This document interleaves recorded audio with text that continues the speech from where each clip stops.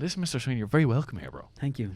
Man, it's been a long time coming. This podcast has been in my mind for some time. It's been talked about, all right. It has, bro. It has. Because we've had many good conversations, whether it's up in the Seasauna. Shout out to Seasauna. Shout out to Seasauna. Andy and Ellen. I love that place there. But yeah, great conversations in the sauna. I was like, man, at some stage we will get the chance to sit down and converse about basically what we always talk about.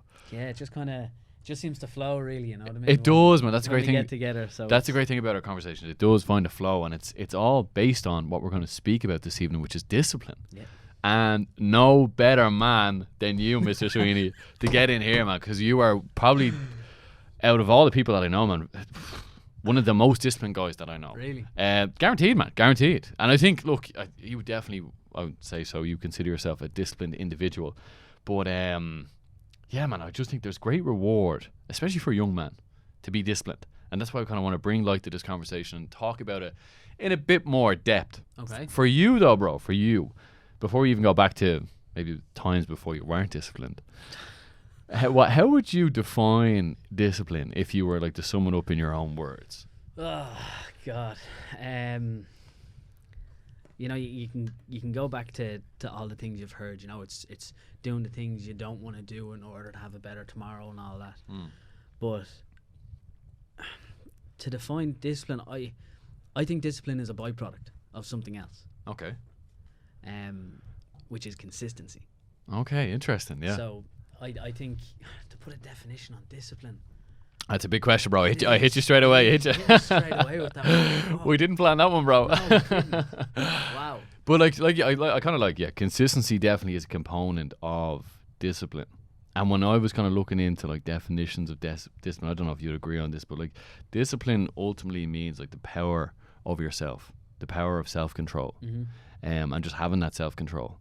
Because that's why I think I admire you so much, is you value that trait of discipline, and you align your actions towards, you know, being a disciplined individual, and at the same time you reap the rewards of it, which is the beautiful part of discipline. And initially when you know, becoming disciplined or you're a disciplined individual, it's at the beginning, it's quite painful, it's difficult to do, it's a bit of a struggle, it's tough, but give it a couple of years, man, and you'll be in a much better place for, you know, sticking to the thing day after day after day. And it's hard to do, man, and it's hard to do in any aspect of life. Because say, for example, you're very disciplined in the gym now, and obviously with your acting career as well, there's probably certain areas of your life where you may or may not struggle with different types of discipline as well. Like maybe it's harder to do, or you might have, well, we can discuss it in a bit more depth. Yeah, do you know where I'm coming from? I understand what you're saying, yeah. And I think with having discipline in other aspects of my life, like you said, training and acting, that's just kind of had a subconscious knock-on effect onto other aspects of my life, where, you know, I need to make a decision. Friends are going out tonight, they're going to a nightclub.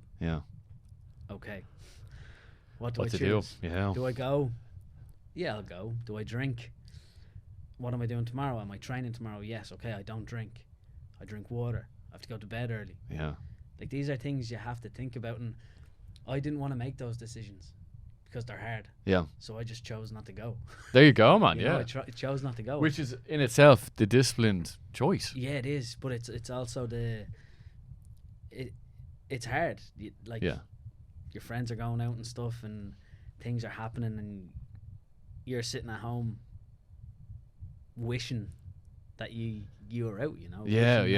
There's like that fear of missing out, and you know, but I feel like you're striving towards a bigger goal. Completely, once you put that in your head that okay, there's a better outcome here.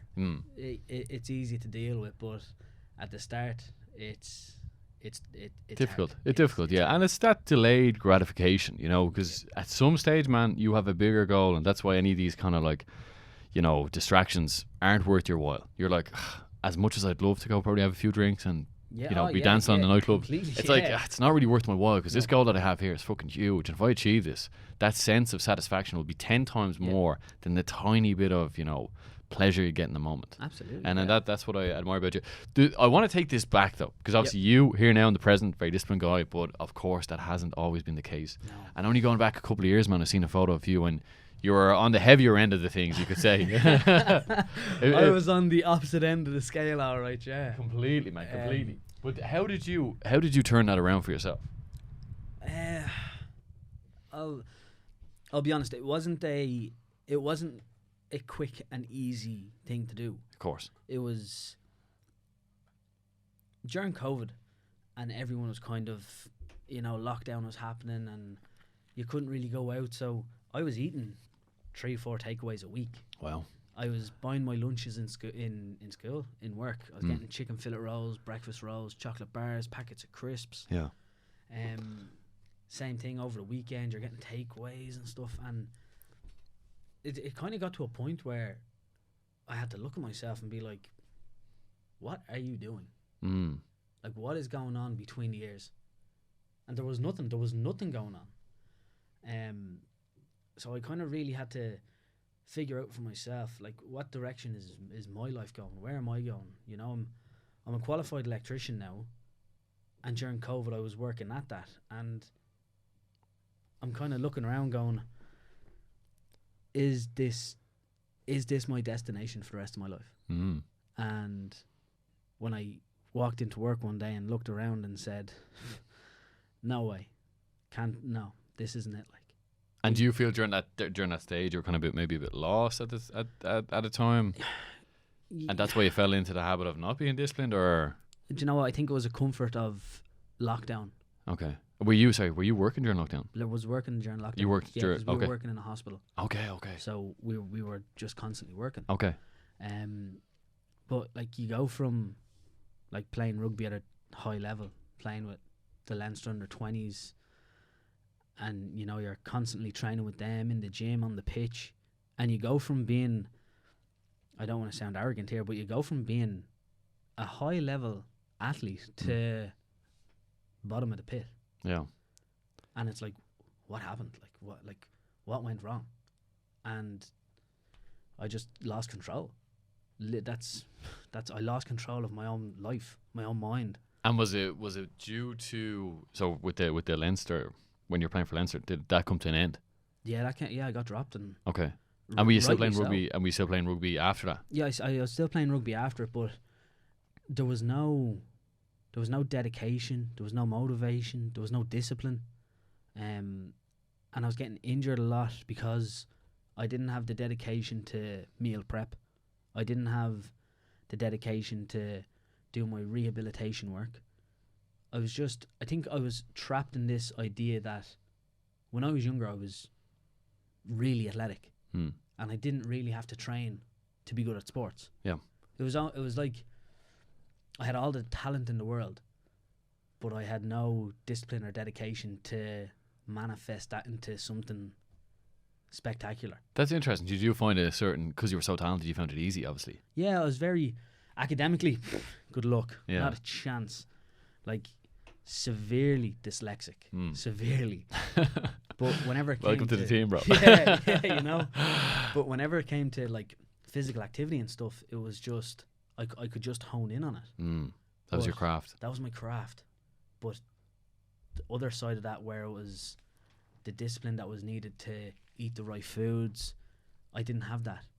All I wanted to do was put me on the pitch and let me do what I can do. Yeah. And let me leave the pitch and do whatever the fuck I want to do. Of course, yeah. But unfortunately, it doesn't work that way. Yeah, and especially when you're younger and I suppose around your teenage years, you get away with it for a while. But then, absolutely, yeah. And then obviously you get older, and then just the whole energy output, Yeah.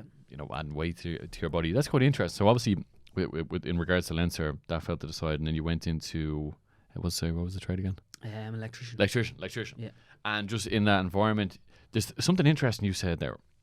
And I think it's almost like when we don't have a goal, man, we become so aimless, and there's no reason to be disciplined when you don't have a goal, because it's like a higher pursuit when you want to go out and achieve something, whether it be getting in shape, whether it be striving for a profession that you're wanting to do well in. Yeah. It's like when you've got that target, you're like, okay, I have to align all my behavior to this. But when there's nothing to aim at, no wind is favorable. No, like you're just blown in the wind, man. You're lost. Yeah. You're completely lost, man. And like, why pursue anything? When you're lost, you're not pursuing anything. So you're like, this will just make me feel better. This food will make me feel better. It's a cop out, because, and look, I've gone through this as a young man as well, bro. I haven't been always disciplined either. But the point I'm trying to make is, when you've nothing to aim for, you'll just fall by the wayside. Yep. And everything that is a distraction or a comfort will just consume you. Yep. And then you're just purely involved in it. But Anyway, touching on where you were before. So during COVID, you're working away. Yeah. Things obviously, had fallen to the wayside. You were it was 111 kg you got up to. Oh yeah, 111 kilos. And what was the moment you're like, fuck this, I need to change something? So when I actually started getting into acting, okay, I kind of had to do a whole, reinvent yourself kind of thing. Nice, I love that. I walked away from rugby, started kind of looking after myself a little. I wasn't fully committed to the training and stuff like that and the diet. Yeah. It was just more so, let's just get the body moving again. Yeah. And I done a self-tape with my acting coach. And I can remember watching that back and watching about 4 seconds in, and I turned it off. Oh, yeah? How come? Because I looked at myself on camera and I was like, who is that person? You didn't even recognise him? I have absolutely no idea who that is.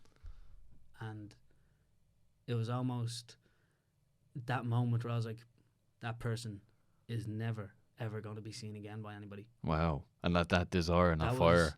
That was enough to say, okay, let's knuckle down here. And when I say I knuckled down, I sacrificed a lot of things. Yeah. A lot of things. Because for anyone that doesn't know you, like, I'll definitely get some videotape in the back. You're a fucking animal of a man. Like, genuinely, like, you're built like a fucking brick shit house. Like, your intensity of training is ridiculous, man. We trained together last week. We trained before. Yeah.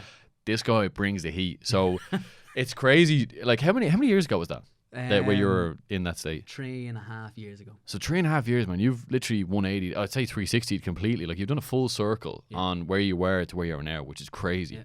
And did it take you long to build up the habit of discipline or to become more disciplined? You're saying it was slow at the beginning. It was slow at the beginning because you're trying to re-navigate everything you've ever believed. Yeah. You're trying to re-navigate where you're going, what are you doing, what are your goals. And did you craft goals? Did you construct goals? Yeah, I had to. One of my goals was obviously to get into acting. So I started that. Okay, get into acting. And then once I saw myself on camera, I was like, okay, that ain't who I want to be. Yeah. That's not the character I want to play. So, okay, I have to start looking after the body. Okay, so what are my training goals? Okay, I just want to get back into training consistently. Yeah. I just want to get back into the flow of training 4 days a week, 3 days a week even. Okay, now I have to look at, okay, it's what I put into my body that's actually going to make me look and feel good. The training can do 10% of it. Yeah.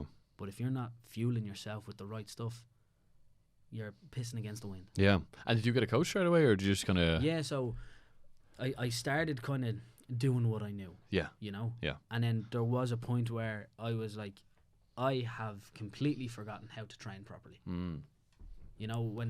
When you're playing in the provincial setups and stuff with Leinster, like, you've strength and conditioning coaches there, programs that are tailored to you. Yeah.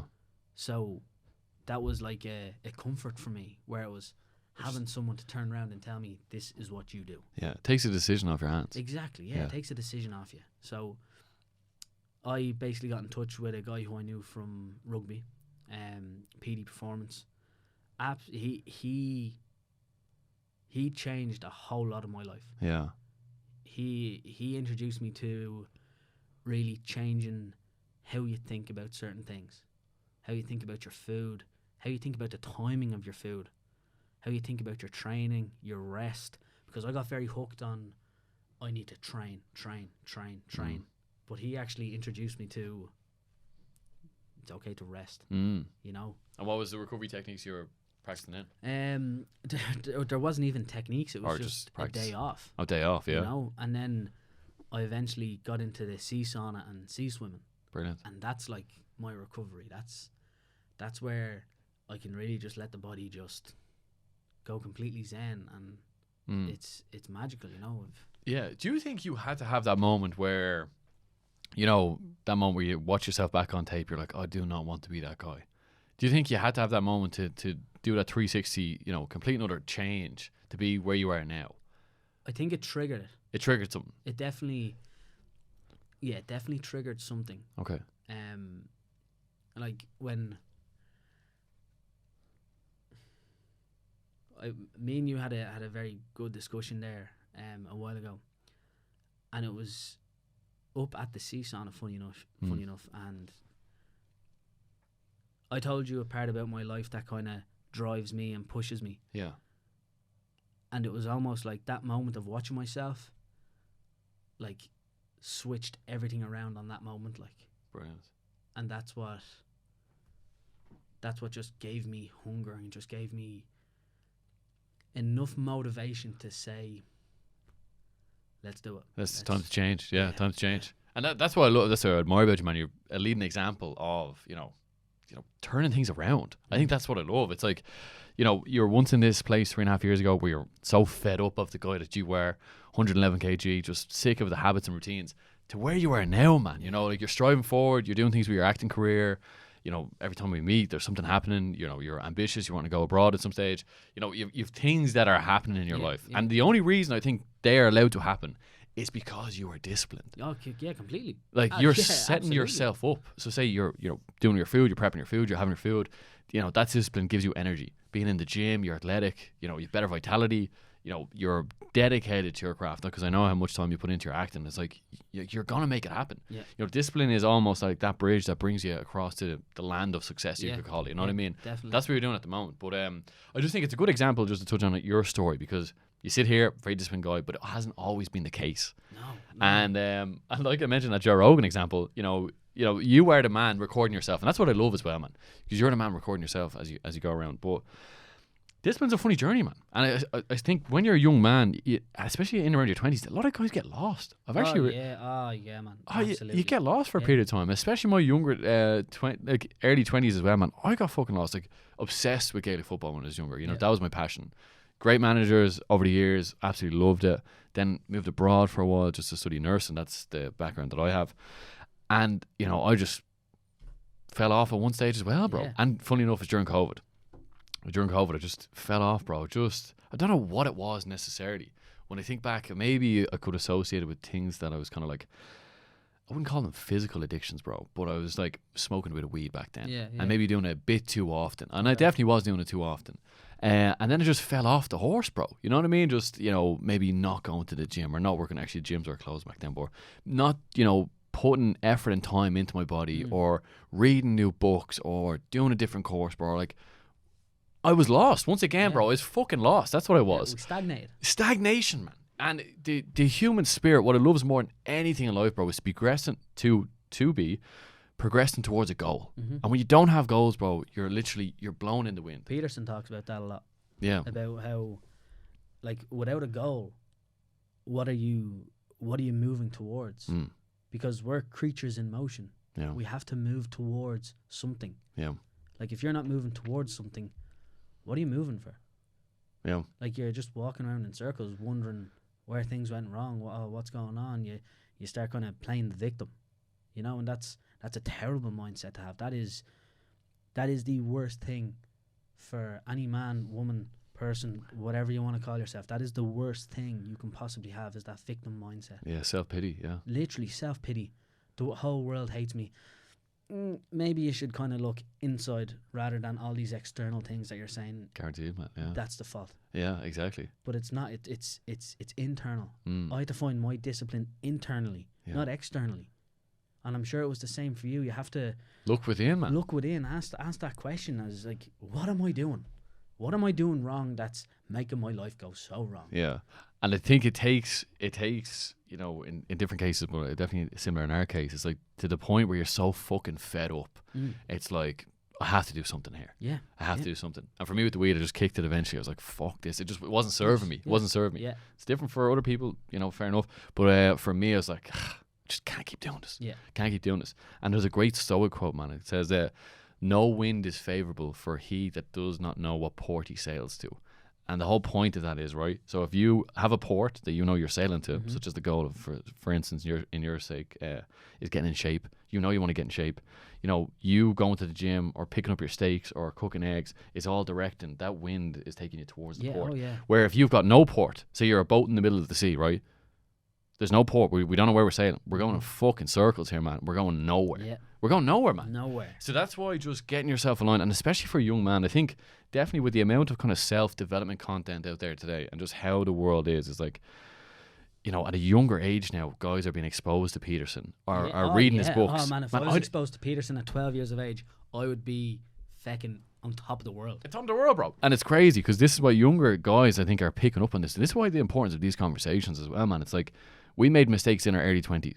If you're listening to this right now, you do not have to make this mistake. You can skip past our fuckery. Oh, yes. You know what I mean? And go off and even have a better life for yourself. Completely. Earn more money, get in better shape, whatever it might be, or pursue goals. But it's just like, if there's one lesson you can take out of this, when we had no discipline, we had no goals. Yeah. When we became disciplined, we had goals in our life. Like the way, like what simple equation. What I'm thinking about what you just said there, if any younger person watches this and they listen, it's like, I'm 27 years of age.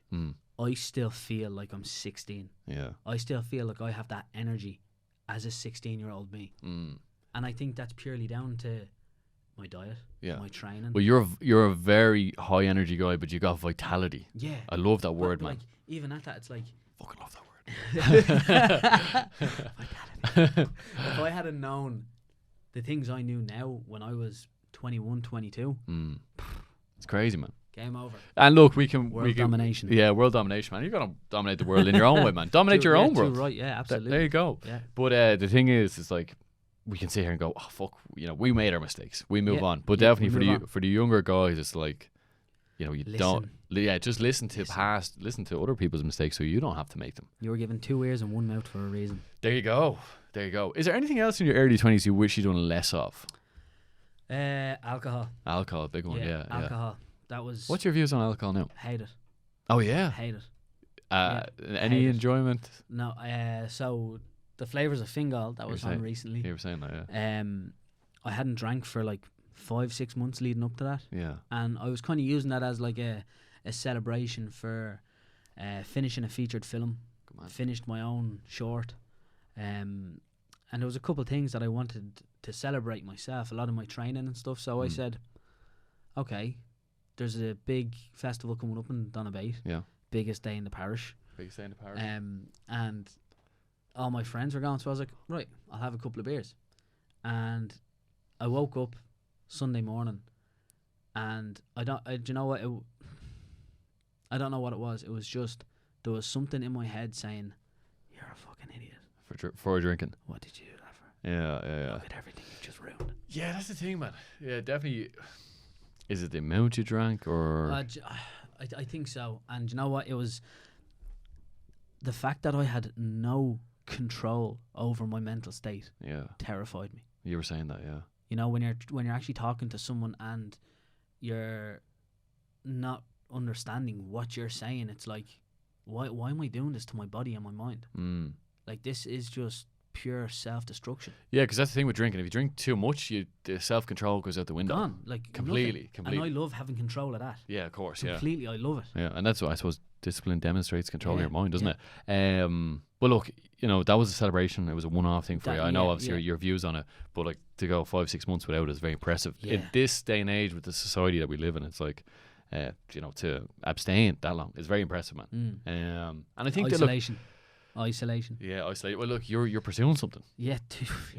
But I do also think though, and you don't isolate yourself too much because you're a social guy, of course. But it's just knowing when to be alone and when to be with people is important as well. Because we're such social creatures. We are absolutely. Yeah. Tell me, listen. How do you demonstrate discipline now in your own life? I don't. Oh, you don't? Oh, you don't? I don't. I just do it. I like that, man. I like that. I just do it. You just do it. Yeah, I don't think it's well, for me now anyway, I don't need to remind myself about being disciplined. It just happens subconsciously now. But that's from like 2.5-3 years of like doing everything I need to do in order to get to where I want to get to. Yeah, it just becomes habitual. Exactly. Like, and it wasn't as if like as we spoke about, like, you start and you have it. It was, okay, I need to figure out like what kind of food do I want to eat. Yeah. I went through chicken, mince, turkey, back to chicken. Like, I ate chicken, rice and veg for 2 years, twice a day. Jesus. How depressing is that? And tell me, what's the diet now? Oh, the diet now. Wake up at 5:30, 5:45, steak. Eat straight away. Eat straight away. Nice. Steak. You want to get it in. Testosterone, boom, through the roof. Yeah. I'm taking creatine every day. Nice. I take hydration every day, an omega-3, cod liver oil, and a multivitamin. Nice. 10 o'clock, I have Greek yogurt, dates, and walnuts. Lovely. 1 o'clock, I have skinny bagels, slice of cheese, and 80 grams, 160 grams of chicken. Nice. Unbelievable. Dinner then is steak, rice, and veg.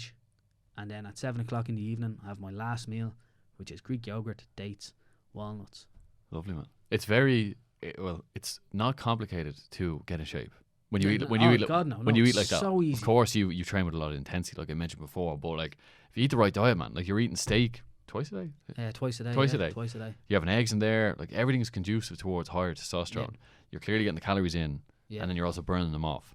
So it's a lovely combination, man. Does your touching on testosterone does your testosterone feel like it's sky high or? Yeah, man. There's days where it's like, I'm not gonna lie, I could probably wrestle a bear. Yeah. 100%. R.I.P. that bear. Yeah, oh, absolutely. I'm coming in hard. I'm like, but then there's days where it's like, I don't want to eat this. And you're looking at it and you're having breakfast at 5:45 in the morning and it's steak and you're smelling it and you're like, I don't want to eat it. And for you, why do you do it then? Is it to fuel your performance in the gym? Fuel my body. Okay, and to help recover from the session previous. Yeah. You know, and like testosterone, steak first thing in the morning. Yeah. It just boosts your testosterone. And it fills you. And it fills you with energy. I love that, man, yeah. And it does. Actually, funny enough, I had 2 steaks earlier on, bro. Oh, there you go. There you go, man. And I actually, weirdly enough, man, I did not feel energized before. Now I was slightly hungry. Yeah. But after, man, I feel... Yeah, I feel good. Yeah, you can function. Men need steak, and they Completely, need a lot of it, man. And I think it comes down to the minerals that are actually in the steak, and that's what produces more testosterone in your body. See, I'm actually very lucky that I have a father who was 8 times Mr. Ireland bodybuilder. Yeah. So genetics tick. Yeah. Like any advice, it's there. Love it. So I am very fortunate in that sense to have someone of that caliber. Yeah. Your role model, man, so important, especially for a young man. Role models. That's why looking up to guys that are further ahead that you admire. Because the thing with discipline, right, and in regards to your body, what you eat, what you do with it, is like the first step, I suppose. How would you say? Controlling your body is like, it is the first step to mastering yourself and becoming more disciplined. Like if you can control your body, you've got evidence to say, okay, I can do this. I'm a disciplined person. And I think you need to build that up. That's what you're doing when you're eating the chicken and rice. And you're like, I'm building towards this. And then you're in the gym. You got a coach. You're showing yourself how you're being disciplined. The power of self-control. Can you control yourself? Because the thing is, man, you're going to have instincts. You're going to have urges. You're going to can't eat that. We all have instincts. Yeah. You're human. Exactly. We're not robots. You know, but unfortunately, those instincts you do have to put aside sometimes. Yeah. And for a good part of it, it's a long time you have to put them aside. Guaranteed, man, guaranteed. And you were saying it's just became kind of habitual. You said at this stage for you with discipline now, it's like it's almost like a habit that you just. Yeah, it's just that's it. Like, how would you feel if, in a paradoxical world, if you stop being disciplined? Could you do that? No, you couldn't, because like you're just drilled and built this way. I think if I was to stop doing everything I'm doing, and I say this very lightheartedly, I couldn't live. Yeah. I could not live, because what I've learned about myself through being disciplined is money can't buy it. Money can't buy how I think, how I feel, how I control myself. Yeah. You cannot buy that. Yeah, you have to go through a lot of sacrificed time to figure that out about yourself. Yeah. And money can't buy that. It's control, man. No one can buy self-control. No. There's only one operator upstairs, and that is you, man. Yeah. I think it's funny, people turn around to me like, I wouldn't be able to do that. No, I couldn't do that. Well, funny enough, you can. Yeah. You just choose not to. And there's no deprivation. I feel like when people think of like disciplined, like a disciplined person, there's deprivation. Like your life is, worse, because you're being disciplined. But you just get that freedom, man. You get that freedom from knowing that you're in control. Yeah. That's the great thing about it. And going back to just the initial point, I know you were saying you do demonstrate discipline for you, what practices are that? Like, is it organization or is it journal? Journaling? Okay, man, interesting. Journal. Yeah, every single day. Every single day. Mm-hmm. The reason I journal is it dissects everything that's in my head throughout the day. Any sort of thought I had that maybe it was a bit of a self-destructive thought or a thought that wasn't serving me. Yeah. It's write it down, get it out of here. Yeah. It's on paper, grand. If you need to revisit it, you can. But get it out of here as soon as, because that's just going to build and build and build. So that's been a habit that's, you know, showing yourself you're more disciplined, but also helped you in many ways. Oh man, I think I've journaled every day for the last 3.5 years. Wow. And like you read back on some things and you kind of forget to give yourself a bit of credit for goals that I had set 2 years ago. Yeah. 3 years ago now.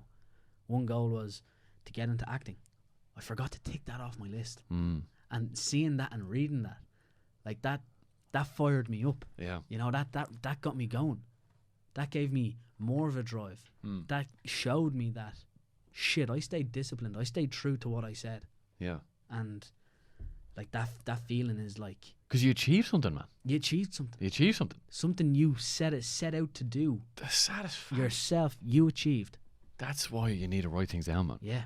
And that's because you have so many thoughts inside your head and aspirations and goals, whatever it might be. If you don't have them on a piece of paper or reading them on a continuous basis, they're not going to come true. No. That's why the habit of journaling, man, is very powerful, bro. Very powerful. Oh, yeah. Yes. Every day. Every single day. Another active discipline there, bro. You know, it's a virtue. Like a virtue is like a good, positive trait, and you definitely possess that, or you own it. I would say you own discipline. But the thing is, with discipline, you have to every day. You've got to prove to yourself that you are a disciplined individual. Oh yeah. So and the only way you prove it is in your actions. You can talk about it all day, but it's what you do. Yeah. So save all the energy for putting into your actions and showing yourself. Because I think a lot of your potential can be fulfilled when you become disciplined. Like whatever potential that you have in life, if you apply yourself to whatever craft it is, whatever hobby it is, whatever goal or ambition, and you become disciplined, you have to become successful. Almost you will become successful because you've got to be relentless as well. 100%. And it's like, it doesn't matter on how you feel or what's going on. It's just like showing up again and again and again. I think every man needs to have some level of discipline in his life, because without it, you fall by the wayside, right? There's actually a story. Well, as we were getting into this podcast, I was like, what books do I have on discipline? And there's a great book by Ryan Holiday. He's into stoicism. It's called Discipline is Destiny, right? And just at the beginning of the book, it tells a story. It's an ancient story about Hercules, right? Legend. I fucking love Hercules.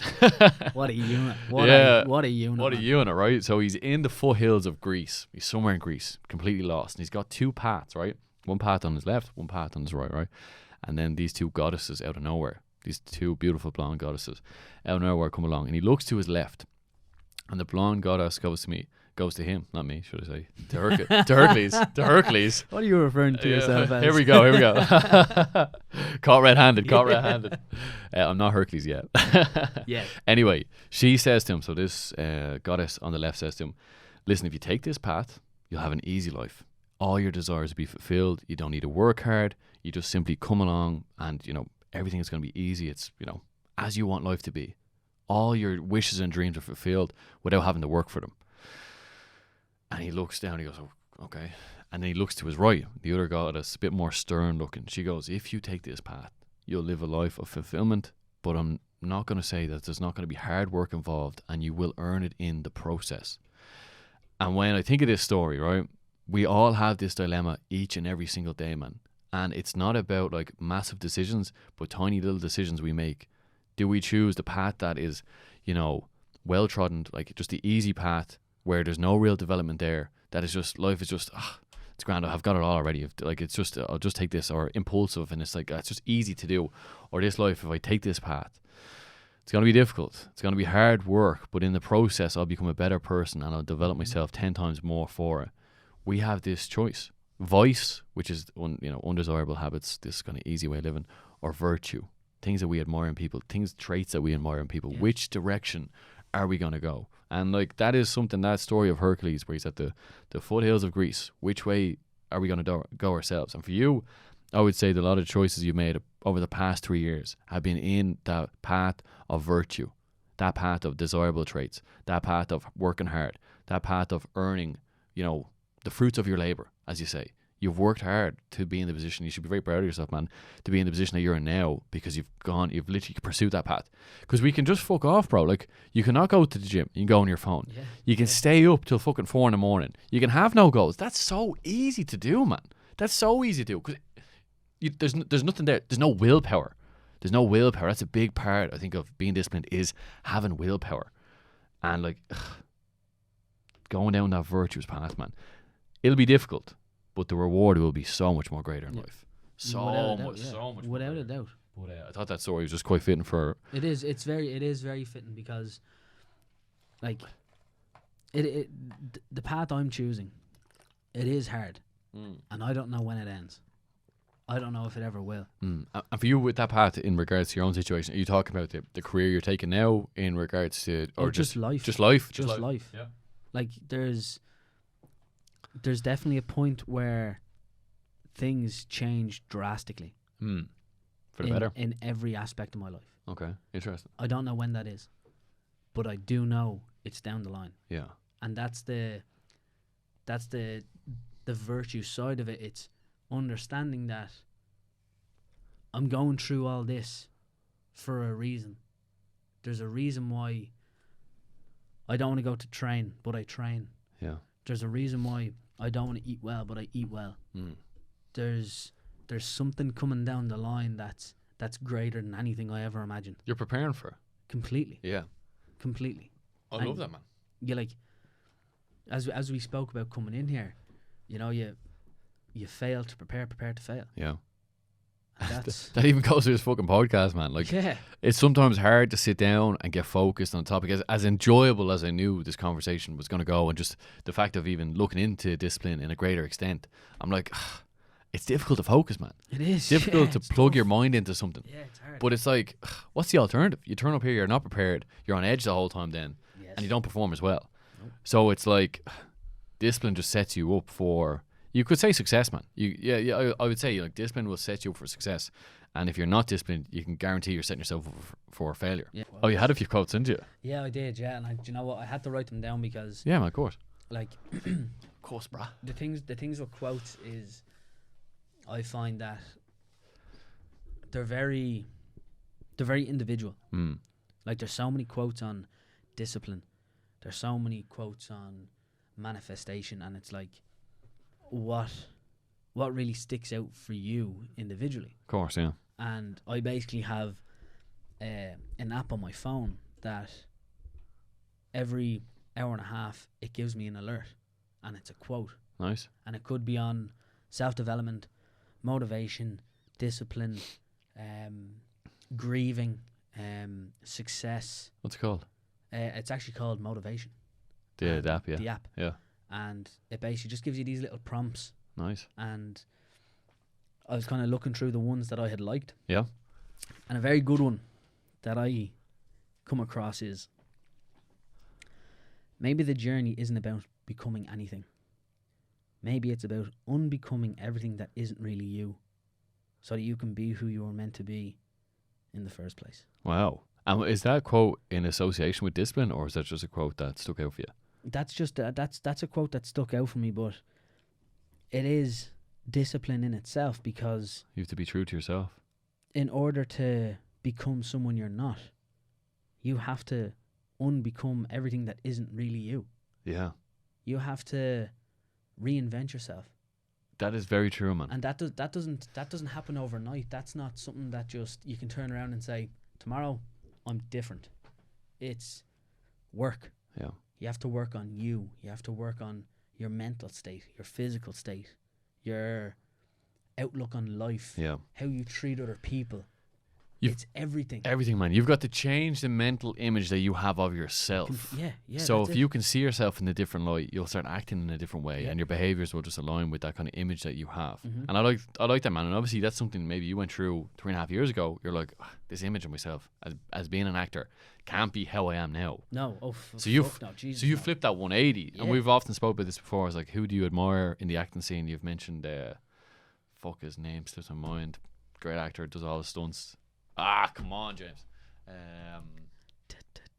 Tom.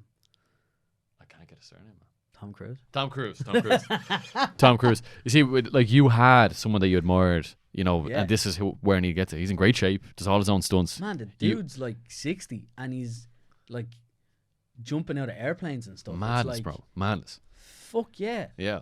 So like recreating yourself, reinventing yourself. Yeah. And for you, what was the first part of that? Like when you were reinventing yourself? The first part was accepting what was. Okay.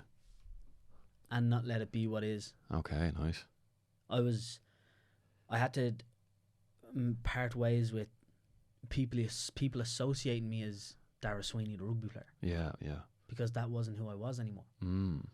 So I had to completely dissociate myself with the rugby club I was playing in. Yeah. The people who were involved in that rugby club. I had to walk away from it and not let people have an idea of who they think I should be. Yeah. I had to figure out myself for myself. That's why I went into like a year and a half, 2 years of solitude. You know, that's why I kept my circle small and just stayed to myself, stayed true to what I was believing in, what I still believe in. And that kind of, once I put out that first short, like people were like, where did that come from? Yeah. What was that like? One of the guys in work recently on last Friday turned around and he said, that was the most random thing I've ever seen. And I was like, no, that wasn't random. That's random to you because you have no idea what goes on in my life. Yeah, yeah. And the thing is, everyone has an image of who you are in their head. Yeah. And like, you know, that's just how it is. Yeah. That's just how it is. Like he's like, what are you doing posting this video of you doing acting? Yeah. Like, that's literally what it was. Because in his head, you're Darragh, the electrician. Yeah. And that's all you do. You're like, bro, what the fuck are you doing acting? You just do electrician. Yeah. You know what I mean? And like, you're like, no, listen, bro, there's more layers to me than just that. You know what I mean? A bit more, you know, you're ambitious, bro. You want to go and obviously pursue something else. You know what? It was the teasing that started. You know, because it was based around the character of Wolverine. Yeah. You know, I like Hugh Jackman. He'd be an idol of mine. You know, he's phenomenal. Like he's insane. And I wrote that short, the dialogue, the screenplay for it. I wrote everything about that. And this guy saw me and he was like, "Oh, look who it's Wolverine. That's what." And I'm just like, it is. What, like, that's a seed planted for years to come down the line. And I spoke with someone the other night about that, and he actually said that to me, that scene, I planted that in me. Yeah. That there is the potential for me to play Wolverine in the future. Of course, man. And you gotta have the belief. Yeah, and who's to say there's not? Yeah. Who's to say I can't? Yeah, that's an important point as well, man. Like when someone says that to you, you know, they obviously, I think it's Irish. Irish culture, man. It's just how it is, though, right? It's just how it is. We kind of make fun of everything. It's just how we are. But there's no real harm in it. Like, and I know you're not this type of guy, but we just to not take things personally. People just have their opinion of you anyway. I used to be that guy. Yeah. I used to be that. Yeah. It's just like, listen, it's gas, isn't it? So what? We just move on. We just move on. But I like that quote, man. I like that quote because you had to reinvent yourself. So that's why it kind of resonated with you a lot. But the quote about discipline. Go for it. Boom. Is from hit me. Robin Sharma. Okay. Right? Discipline is built by consistently performing small acts of courage. I like that. Small acts of courage. Yeah. Because you have to be brave. You have to stand up for yourself and what you believe in. Especially when it comes to how you see yourself. Guaranteed, man. You know, and I'm sure you've had to deal with this as well, where it's people who you used to associate with, and it's just like what you had said to me. It's like, where's this podcast coming from? Like, what's this whole thing about? Like, and it's like, well, this is who I am. Yeah. You don't know this side of me because you're not on the same value as me. Yeah, and then the thing is as well, like you do it enough times, and they just know you as that person. Yeah. That's all it is, man. And look, that's a good point, man. It might, with that quote that you pointed out there, in the moment it might seem courageous, and it probably is because you're reinventing yourself. You're doing something so outside of the norm of what people know you to be. But you're like, this is the path I'm taking, and just how it is, and like accept it. And it's like, it's grand. You know what I mean? What about it? You know what I mean? It's just like, this is who I am. Like me or love me, I don't care. I don't care, man. If you like yourself and love yourself, that's all you need, man. Yeah. All you need is that belief to, having yourself, I'm going to go out and do this. Follow along. If you don't want to follow, all well and good. All the best. And just keep going, man. And that's that journey you're on now, man. And like, people will not be surprised 2 years, 3 years down the line when you've done multiple shorts and you're in, they're going to the cinema and then you're on the fucking, then you're on the screen. Then they're like, Darragh Sweeney. I'm where? You'll be on the cinema screen, man. Oh, yeah. Yeah, that's what I mean. Oh, yeah. That's what I mean. Yeah. Like, and the whole point of it is just go and do what you feel like, do what you want to do. Don't take other people's opinions into it, because then you'll stop, you'll stagnate, you might never do it. Just have the balls and the bravery to pursue what you want to do in life, whatever it is. And that's why I credit you for, man. You're on a mission right now in regards to your acting career, and you're pursuing it like nothing else. You're pursuing it, I would say, like an athlete. You've got that, intention. Oh man, it's that, rigorous. That athlete mentality. Yeah, and that's a real thing. And I'm lucky to have that, because, as we spoke at the start, playing sports at a pretty high level. Yeah, you don't get there by just fluke. You had to have put work in to be good enough to play on that team. Of course. And that's something that's still there. That's still inside, is that athlete's mentality. And I think I'm very, very lucky to have that going into the acting industry. Man, what a fucking point that is. I'm is very lucky to have that. So true, bro. I've often think about this in regards to competition and drive and ambition for young guys and just guys in general. Being part of a sports team is absolutely fucking huge, or whatever sport it is, not even team sport, but just sport in general. Because that mentality is second to none, man. Oh, it's vicious. That level of competition and like drive, like, it's unshakable, man. Like, you can't stop someone that's so driven. You know what I mean? And that's literally on their path, and they know what they want as well, man. Oh yeah, that's a big part of it. Like, you know what you want, and you're literally pursuing it, and you need that, bro, because it's dedication. It's dedication. It's hard work. It's fucking discipline as well, bro. You put it all to use. I love that. That's a good quote, man. It's a good quote. And they were the two quotes you had? Yeah, they were the two quotes that really kind of stood out for me, really, over the last couple of days. Yeah. So yeah, I do think constantly performing small acts of courage. Like, you don't have to go out and be like David versus Goliath. You just have to, you know what? I'm going to stop drinking fizzy drinks today. Yeah. There's one thing. Do that for 6 weeks. Just that one thing. You can still have a terrible diet. You don't drink fizzy drinks anymore. And wait until you see the changes. And then you go, oh, okay. Maybe, I don't know, I can stop eating chocolate for a while. I've already done it with drinks. It was kind of easy. And you just kind of get the ball rolling. Yeah. And then your life just starts improving bit by bit. Ah, phenomenally. Yeah. It's ridiculous. And it's crazy, man. And like, putting them things to the wayside, like, you've so much more freedom, because you're in control. I think that's just the thing with discipline, man. You're just in control. You're in control of yourself anyway. That's the biggest part of it, man. And you're aware of it as well. Because if you're in control, you got to be aware. Sometimes we're sleepwalking. And I've definitely been, when I was younger, bro, sleepwalking. And you're probably in that same boat as well. Yeah. Just going around in circles, going nowhere, no discipline. But I love them quotes, man. I love them quotes. I lined up a few myself, all based on stoicism, because I'm just a massive fan of stoicism. But just the quotes that I came across were from the book. But most powerful is he who has himself in his own power. And, very straightforward and very kind of self-explanatory. But that one was by Seneca. He who has himself in his own power. So most powerful is he who has himself in his own power. So the most powerful guy is he who has himself in his own power. So just even demonstrate, like someone like Michael Jordan, you know what I mean? Good example. Very disciplined guy. Ridiculous. Almost overly, you could say he's so disciplined. He's extremely disciplined. But he's so powerful because he puts himself. Yeah, well, of course, with sport, definitely. Yeah. It has to be that way. But point being is, like, he's the most powerful person because he, has himself in that power. That was one. Then let's see. This is a bit of a long one. Actually, this is an interesting take on discipline, right? Okay. So discipline is not just whipping yourself. It's not just punishing yourself. It's also learning how to be a good friend to yourself, which means taking care of yourself, knowing your limits, knowing your boundaries, and respecting those. That was by Seneca as well. Yeah. And that's a good, that's an interesting point, man. We haven't touched on that. Like, discipline isn't all about fucking, Hard. you know, driving yourself into the ground. It's not about that. It's almost like acts of discipline are acts of love for yourself. And that's how it should, like, eating healthy is a better thing to do than eating some fucking microwave TV dinner. You know what I mean? Or, you know, going to the gym and doing a session is, you know, a sign that you love yourself. Yeah, completely. You know what I mean? And it's like, that's what discipline's all about, man.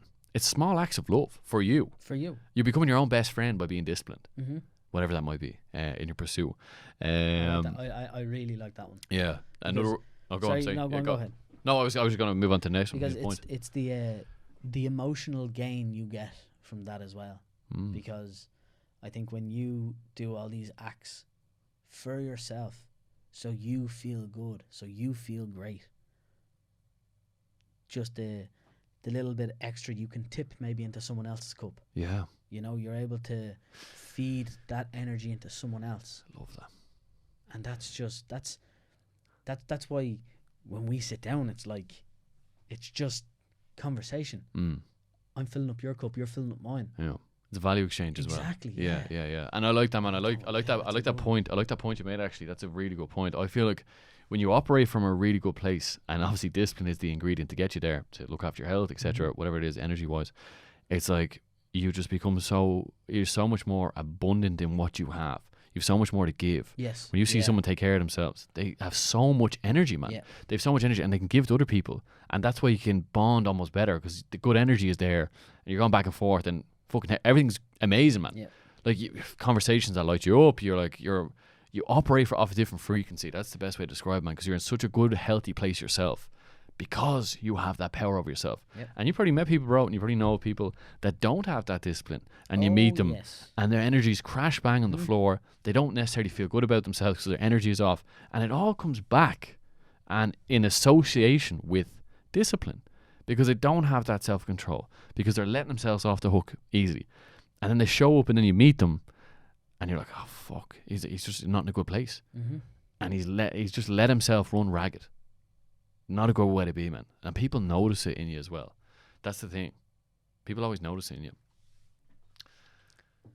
Yeah, good point there when you just mentioned about, like, you meet up with someone and you can see it in them. And that's, you're kind of stuck on the fence whether or not you turn around to this person and say, get your shit together. You're going down a path that is going to lead to nothing but misery. Yeah. But you can say it politely, and it may not get through. They might be, oh yeah, I know, no, listen, I'm going to sort everything out. Or do you turn around to that person and say, your life is going down the shitter rapidly. Change it. And some people need that call, bro. Sometimes you need a kick up the arse, or someone just to tell it to you fucking straight. Just like, man, this is how it is. And bro, if you keep going this way, it's misery. Like you said, great description, man, misery. You need to get that power. That power is empowering. When you're disciplined, you are an empowered person.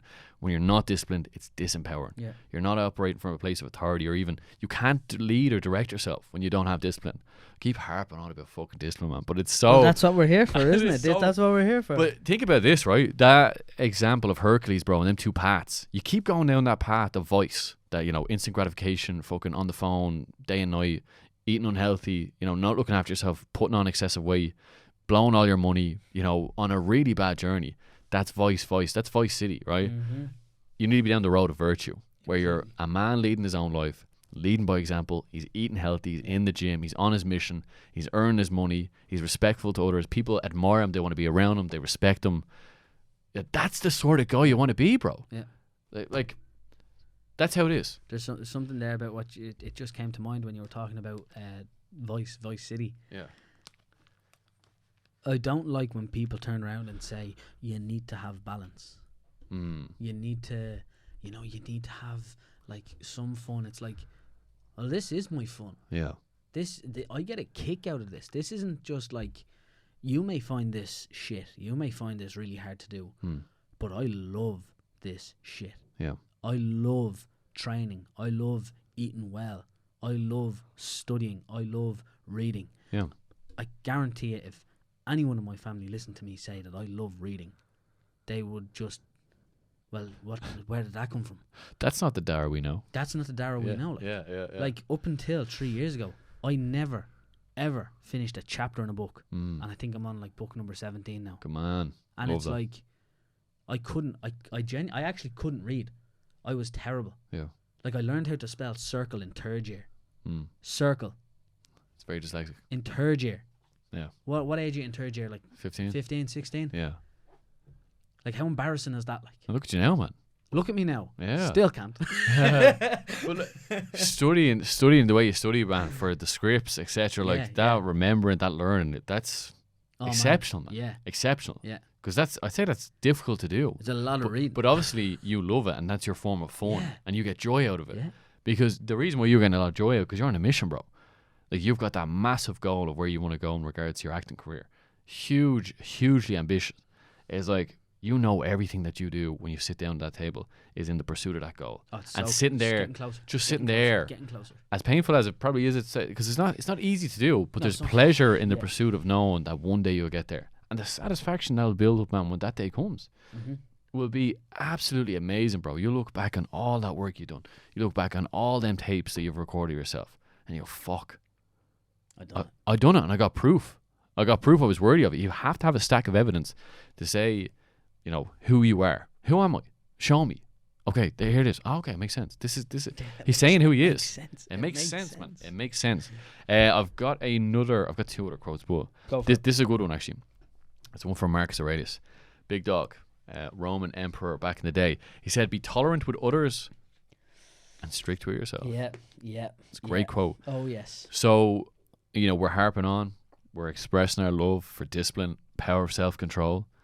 We can demonstrate in our own life, but it's not for us to go out and enforce it.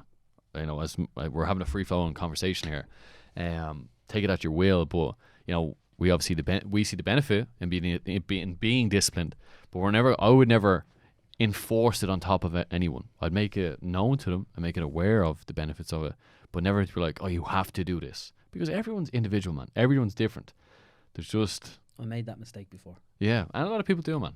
Because we have a belief of this is how life should be lived, and we live it so well. So tell everyone else about it, which is very normal from the human experience. Because when we've got beliefs, we've got attachment to them. We want to, you know, tell other people. But it's just like, put the information out there, let people know what's benefited you, but don't enforce it. Don't be dogmatic with it. When you try to enforce it, from first-hand experience, it creates so much tension. It definitely does, yeah. So much tension. People don't like being told what to do. They don't like being told what to do, and not every person thinks the same or is the same. You can have similarities, but every person is their own individual person. Yeah. And I used to think that when I actually realized that, shit, I'm getting into shape. Shit, I am disciplined. It was like, do this. It was like, wait, give it a year. Wait until you see how good it is. Yeah. And it's like, well, that's not how you do it, because the way it worked for me isn't going to work for you. Exactly, yeah. You know? Everyone's individual, man. Everyone's individual. But look, you can promote something, you can talk about it very highly. Yeah, absolutely. And you're a walking body of evidence of the benefits of something. Then let them know about it. They can take the information as they please, man. Like, one person could turn around and take one small bit of advice, and that could just change their way. You know, they may have you'll have your own individual way of the way you're disciplined. And after this conversation, you could turn around and say, oh, that one thing, oh yeah, I could actually put that into my system. Yeah. And it'll make your system work a little bit better, or vice versa. Exactly, yeah. You know, it doesn't have to be exactly my way or exactly your way. When you stop learning, that's when it all. Yeah, you got to remain open-minded, and I think it's how you value someone else. Do you admire and respect a person, and you'll probably take their information in a lot more. That's normally, or tends to be the case as well. But definitely a good point. Another one. So obviously that one was, be tolerant with yourself and strict with others. This quote as well is by Marcus Aurelius. He says, "No discipline seems pleasant at the time, but painful. Later on, however, it produces a harvest of righteousness and peace for those who have been trained by it."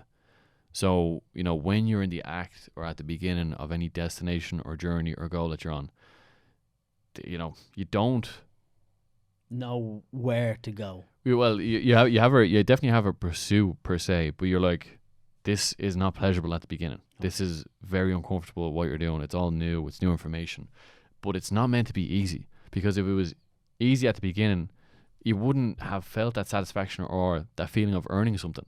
So it's like, it's going to be difficult. It's going to be difficult for a while.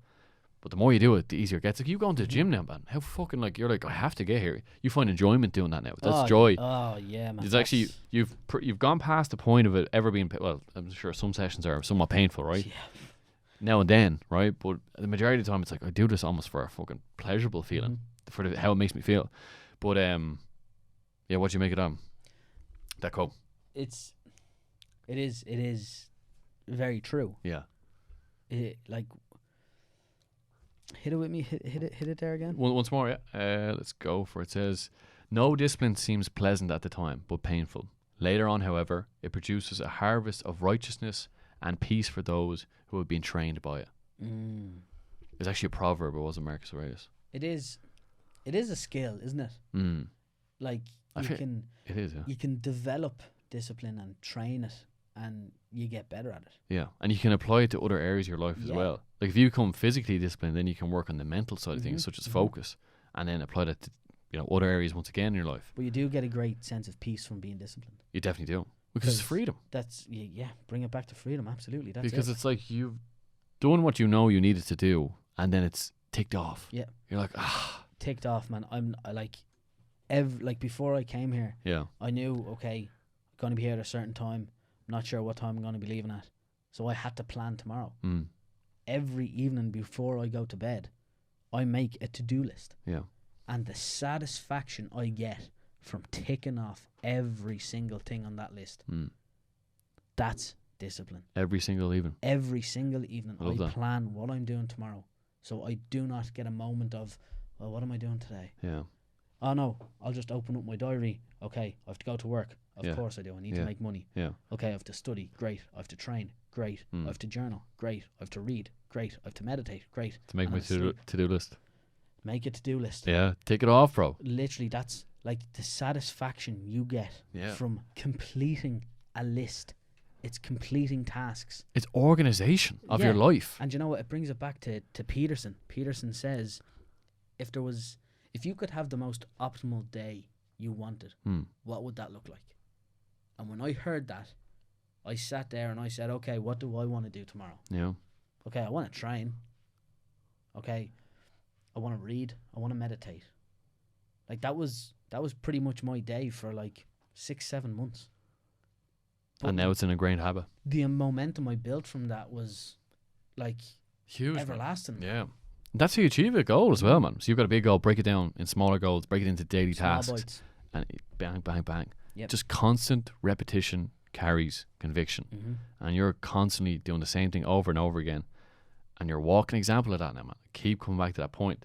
You don't develop a great body by doing things half in, half out.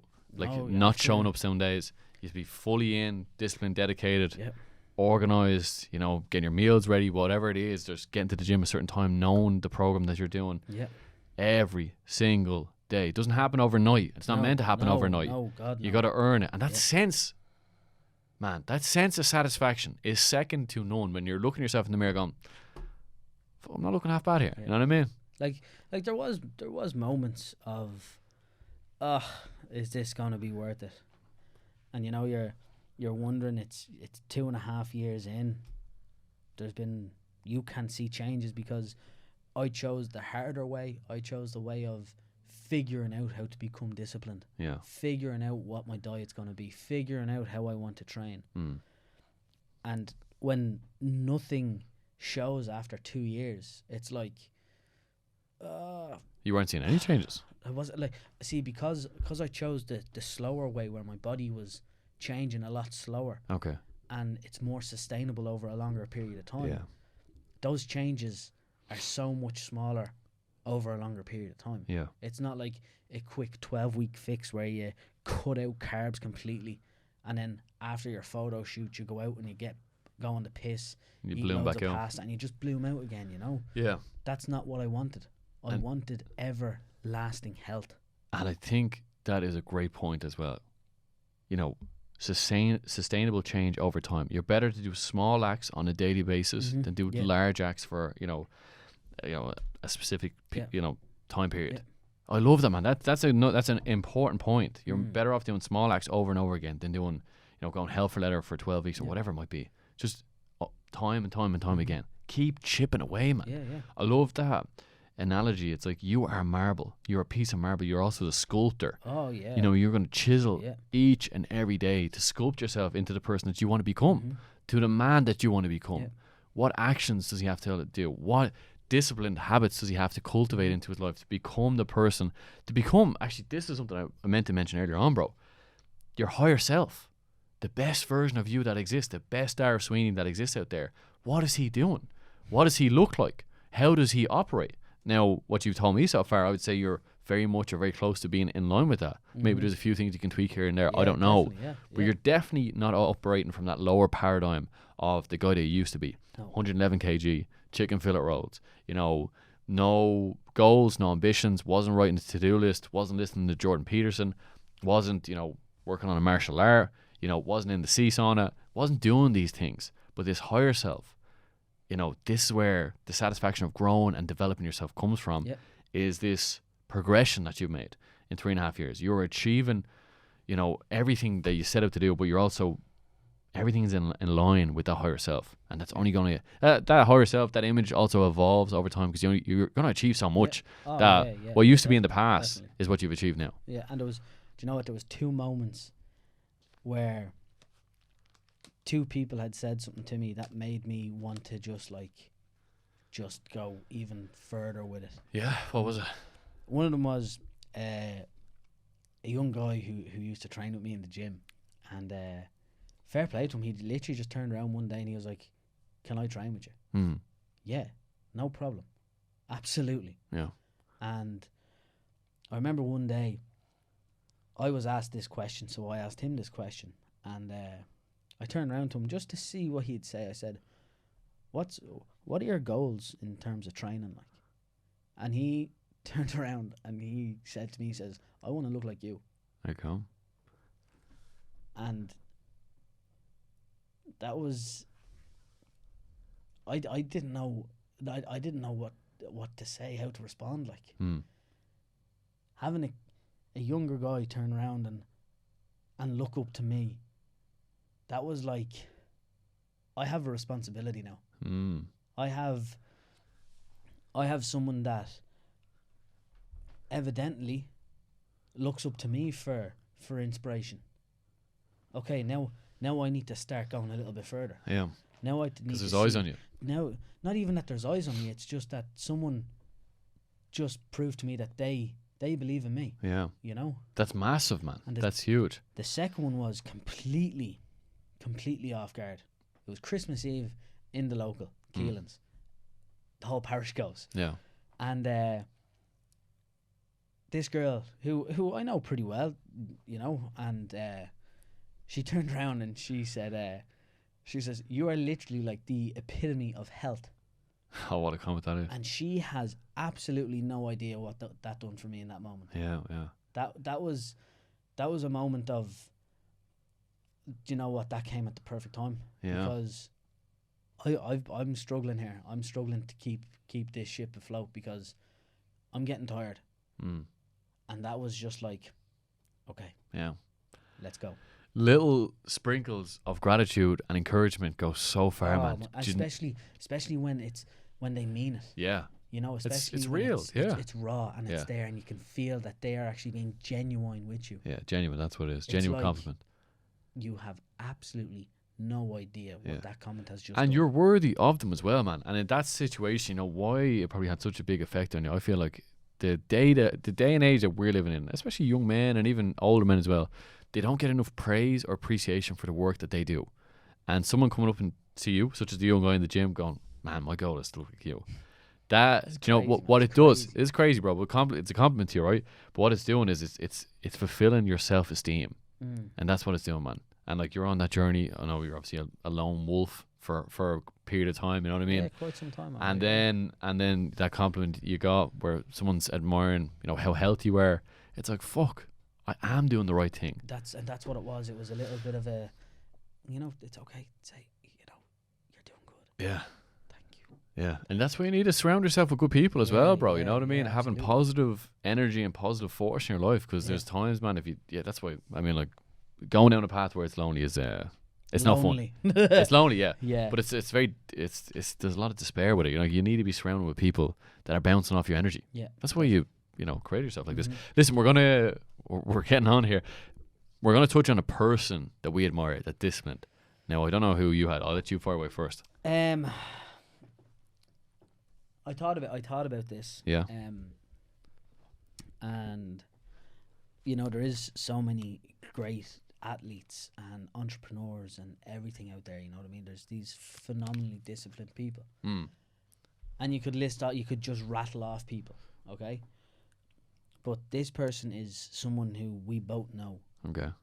And I'm not going to mention their name out of, I know they like to keep their shit to themselves. Okay.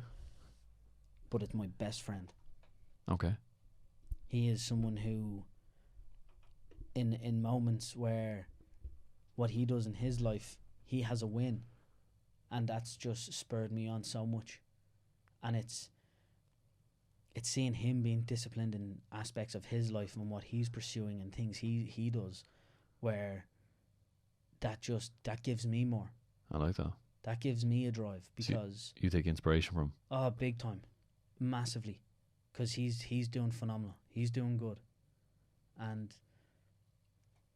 yeah, it's just moments of we've had it with each other where I might tell him something, a win I'm after having, and he's come back to me and said, I needed that.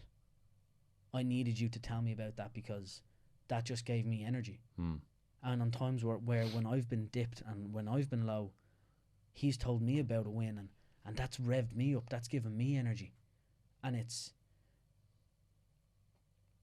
he's someone who I will hold deeply in my heart till the day I die. I love that, man. Yeah. And he's becoming a disciplined individual himself. Yeah. Yeah. He's my best friend. I love that, man. I love that. It's very wholesome. Yeah. Very heartfelt, bro. Very heartfelt. So him becoming disciplined and sharing his wins with you inspires you to go on and obviously create more in your own life. Yeah. Beautiful, beautiful, man. Absolutely love that. That's the power of friends, bro. Yeah. Friends. Completely, yeah. Such a valuable, I was going to call them asset, but like friends, man. I'm telling you right now, man, like having good friends is one of the best things you can have in life. Someone you can confide in, someone you've got really no filter with, you're going to speak freely. You know, you let them know what's going on inside. Yeah. That's the power of, you know, speaking. That's why we speak to each other, man. Pearson touched on this before, but like the reason why we converse with one another is to organize the thoughts that are in our own head. And, you know, that's there's no better joy in life than sharing that with someone that you can trust. You can definitely trust. Come on, Tommy, you have someone there. I do. Look, this is probably no surprise at all, but he's been an absolute father figure, I would say, in my own life, man. Wow, okay. And it might be the same for you too. Go on. Is it does his name begin with a J? It doesn't he? Yeah. Joe Rogan. Joe Rogan is the man, and he is an absolutely unbelievably disciplined man in many areas and aspects of his life. He's got great temperance. Like, you know, I don't know, man. When I was like 20, you know, I suppose on that journey to becoming more disciplined, I was listening to a lot of him at the time. Even him podcasts with Jordan Peterson. You know, these are absolute, for young men at that age.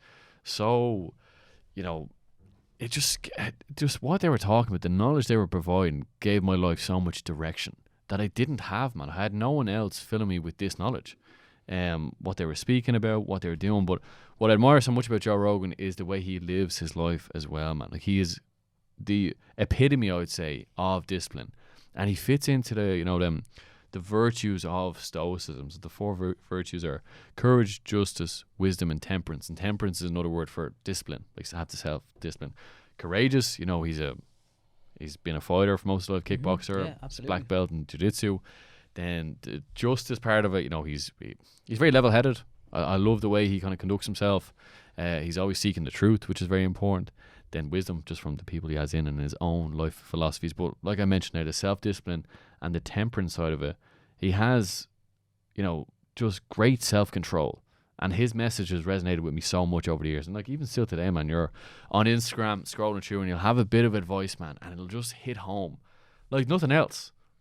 So yeah, I'd say that's someone that I admire more than anything. And the way even like he's got a family now, he's obviously got his children, his daughter, he's very respectful towards his wife. Like he's just an all-round, I think he's like almost like a modern day stoic as well in so many ways, the way he conducts himself. But he's just a very admirable man.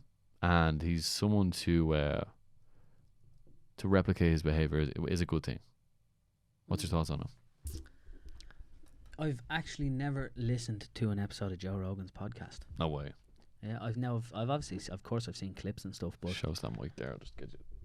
There you go. Obviously, I've seen clips and stuff of it. Yeah. But it's not. It's not something that I would consider my cup of tea. Yeah. I know he's had great guests on. We got gonna have to end this podcast here, are we? Joking. The friendship. No, but like I know he's had like the likes of Peterson on, who we both admire as well. I know. But yeah, you can look at Rogan and say he is one tough motherfucker. Yeah, he definitely is. He has some shit straight, like 100%, man. Yeah. Can't knock him for it. No, not at all. Cannot knock him for it. And like even just like building something up, like even with a podcast, man, it takes a bit of effort to get it going. And like he's done exceptionally well. You know that firsthand as well. Exactly. Know that firsthand. He's the best in the world at it. You know what I mean? That says something. And he's great at everything he does. Whatever he puts his mind to, he's unbelievable. So he's an unbelievable commentator, unbelievable comedian. He's unbelievable at podcasting. He's an unbelievable fighter, black belt in jiu-jitsu. Yep. Seems to be a great husband. He's disciplined. So disciplined, man. He's the epitome of discipline. He's a modern day stoic, I would say. He's like so disciplined in who he is. And I just think he's a great example for young men or any sort of man, how to live your life. His videos are incredible, man. How educational they are and how inspirational they are and how motivational they are. He will, if you just simply listen to him, you will live a better life as a man. That's what I believe anyway. Like if he wrote a book, man, are you living a better life? Huh? Are you living a better life? Oh yeah, 100% off the back of it. 100%, man. First-hand evidence. And hopefully, maybe someone younger that is listening to this podcast might take up something that we've said here today and live a better life. Maybe. This is what it's all about, man. It's passing on the knowledge that you have and, educating people, giving them value, seeing what they do with it. Hopefully they'll implement it. Definitely. And like, as I said at the start, you were given 2 ears and 1 mouth for a reason. Listen. Yeah. Listen more. Absolutely. Let's round this up a bit more because we're going a good while. But if there was like something you could kind of summarize into this point, but why does every man need discipline?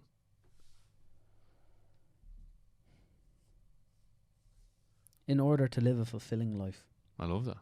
It's fucking brilliant, man. That's exactly what it is, isn't it? Yeah. In order to live a fulfilling life.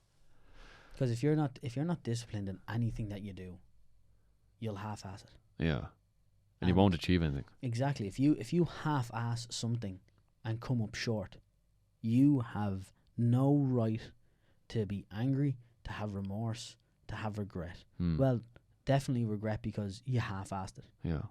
But if you've discipline, you know you're not going to half-ass it. You know you're going to put everything you can into achieving what you want.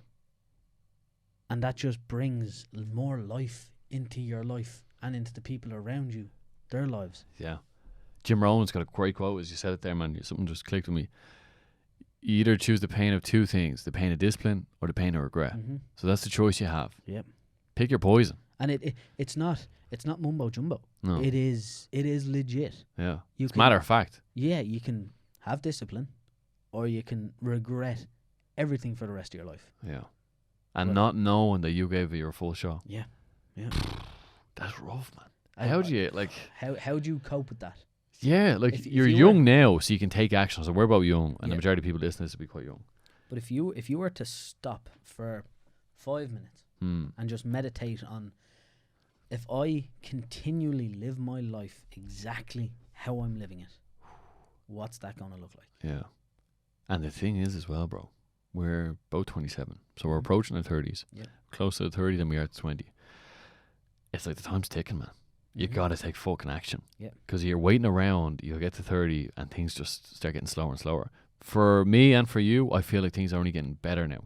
Oh, I feel like I'm in a really good position. Like, you know, we're still on the runway, man. We're still on the runway. The plane hasn't taken off. Yeah, it hasn't taken off, man. Like, I just feel like things will progressively get better and better because that's the pursuit I'm in and that's the mission that I'm on. But I'm only here now because of the actions I've done before, like getting to the gym, etc., eating well, whatever it is. It's like, if you don't have that, you know, almost backpack attached to you now at 27, it's like, when is that going to come along? Yeah. Taking action. You got to take fucking action. You got to do the work.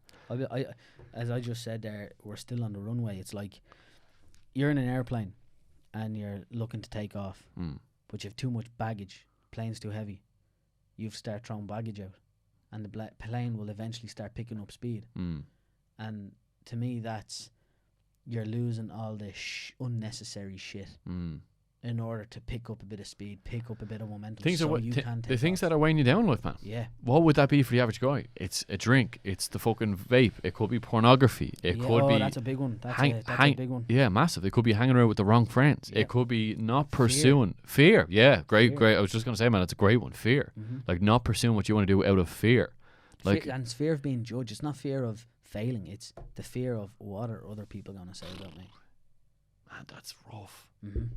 Because the older you get, man, you'll carry that around with yourself. That's a heavy burden to carry. That being the only reason why you potentially do not become the next Conor McGregor. Yeah, whatever it might be. Because you're afraid that people would be like comparing you to him. What if you didn't go ahead with a small little business because people will turn around and be like, who does your man think he is? Fucking Elon Musk? Like, what if that's the fear that's holding you back? And then to think about it, man, like people, they don't even think about you all that much anyway. They don't. And that's the funny thing. So people just go and fucking do it. Yeah. Like, people are going to talk anyway. Regardless. You might as well pursue what you find worthy and just go for it. Align your behaviour, get fucking disciplined. Take over the world.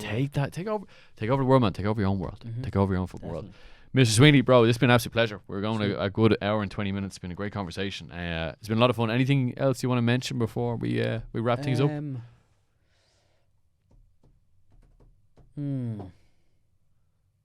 Your summary has been pretty solid. I'm going to win a Golden Globe. Nice. Oh, actually, this is an interest. A goal you will achieve in the future by being disciplined. That was the last point I had. Well, I guess I just said it, didn't I? Yeah, so you're going to win a Golden Globe. Is that because I'm not, I'm a bit of a layman here in regards to acting. Is that the highest award you can win? Is that the... So there's the Oscars and a Golden Globe. Okay. And I'm going to win both. Nice. That's without a doubt. I'm going to win an Oscar and I'm going to win a Golden Globe. I love it, man. You got to put it out there, bro. Oh, it's out there now. Yeah. I write that. I know you've said it to me. You said it to me before. Every single day that I'm going to win a Golden Globe. Yeah. I don't know when. It's only a matter of time. But it's going to happen. Yeah. I love that, man. That's the power of, you know, what did McGregor say? About what? If you can see it here and you have the courage enough to speak it, it will happen. It will happen, bro. And that's what you have to have. That bravery, bro. Because even as you were saying, there's a bit of almost not hesitation, but you're thinking about fucking put it out there, bro. Oh, it's out. It's out there. I'm waiting for the universe to say, there you go. Yeah. You are worthy. And the thing is as well, you'll have to align your actions and every behavior will be completely in direction of that goal. Yeah. That's a huge fucking goal, bro. And I love it because you only grow into the size of the goals that you have as well. That's a pretty big fucking goal. It is, man. And it's going to take a number of years for you to get there. It is. But there'll be many milestones along the way, bro, of like you're on the fucking right path here. Yeah. That's powerful, man. Power of it. I love that, bro. I love that. A goal that you will achieve in the future by being disciplined. And like you being disciplined is fucking sitting down, doing the work, recording yourself. Yeah. A lot of time by yourself. A lot of time then reaching out, getting different roles, doing them roles. It's just consistent build up, man. Yeah, that's all it is. You don't get to the top by not putting in the hard yards. That's what it's all about. Mr. Sweeney, bro, an absolute fucking pleasure. Thank you very much for coming on. This has been a good conversation. It's been long overdue, but now it's been had, and we had the discipline to, you know, get ourselves here, get organised, bro. But it's been a lot of fun, bro. It's been a lot of fun. Good an hour and a half. And look, bro, probably do it again some stage. And yeah, definitely. Yeah. You'll have to come back when you win the Golden Globe as well. Don't worry, I'll come back and I'll put it on that side. Do you know what? I'll sit it right here beside me. I'll do some and conversation. I'll stick the Oscar on that side. Nice. Yeah. Lovely stuff. Bro, thank you very much. Cheers, man. We'll catch you in the next one. All the best. Take care, man.